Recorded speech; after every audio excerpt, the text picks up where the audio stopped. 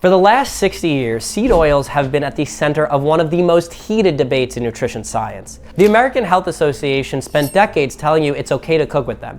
Now RFK Jr., Tucker Carlson, and the entire MAHA movement are calling them poison. Now someone must be wrong. And the answer actually affects what you put in your kitchen every single day. As a physician who follows this research relatively closely, what I found is a little bit more nuanced, and so I want to give you a full explanation. By the end of this video, you'll know exactly what the human cardiovascular data actually shows, what the critics are right about, and what they get wrong, and how to think about this practically in your own diet without politics getting in the way. In 2024, RFK Jr. stood up and said seed oils are poison. Tucker Carlson agreed. Paul Saladino has been saying it for years. And the MAHA movement has made seed oils, along with seed oil adjacent processed food, one of its core health policy targets. So who's right? The cardiology establishment that told us to eat these oils for 50 years? Or the movement saying they are destroying American health? Let me set the frame accurately before we get into the data. Seed oils as a category is doing a lot of work in these conversations. The group includes canola, soybean, sunflower, corn, cottonseed, safflower, grapeseed, and rice bran oils. They are high in polyunsaturated fatty acids, especially omega-6 fatty acids, primarily linoleic acid. The MAHA critique bundles all of these together. But olive oil is also a plant oil. Sesame oil has been consumed by humans for thousands of years. The argument that these are novel industrial chemicals unfit for human consumption has real problems when you look at the actual history of plant oil consumption. That said, the industrial refining process for modern seed oils is genuinely different from traditional cold-pressed plant oils. Solvent extraction, high heat deodorization, and bleaching produce a refined product that is quite different from pressing sunflower seeds by hand. Although the processing critique has some merit, the all seed oils are poison at any amount claim does not. The central biochemical argument from seed oil critics is this. Linoleic acid, the primary omega-6 in seed oils, is chemically unstable. It oxidizes. When it oxidizes, it produces toxic aldehyde compounds. Those compounds damage mitochondria and drive inflammation. This is not made-up chemistry. High temperature cooking with polyunsaturated oils, especially repeated deep frying in commercial settings where the same oil is heated for hours over multiple days, does produce aldehyde compounds. So it does have a plausible mechanism that makes sense. However, the oxidation argument has most validity at the extremes, repeatedly reusing commercial frying oil at very high temperature for extended periods of time. Normal home cooking with a vegetable oil at moderate heat does not generate dangerous aldehyde levels. The MAHA crowd presents this as binary, when it exists on a continuum. Also, even if there is a plausible theory, we have to take a look at does the human trial data even show there's actual damage. The in vitro studies showing linoleic acid causes cellular inflammation are real.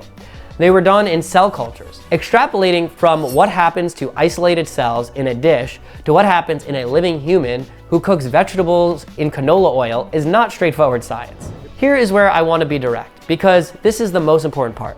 The major dietary intervention trials and prospective cohort studies, the ones actually measuring heart attacks, strokes, and cardiovascular deaths in humans over years, do not support the seed oils as primary poison hypothesis. The PREDIMED trial, published in the New England Journal of Medicine in 2013, is one of the most rigorous diet and cardiovascular outcome studies ever conducted.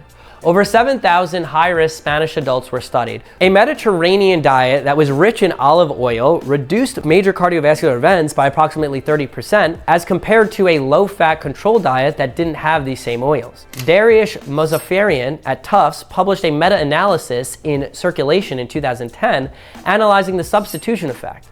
What happens when you replace saturated fat with polyunsaturated fat, including omega-6 from vegetable oils? The answer across studies was approximately a 30% reduction in coronary heart disease risk.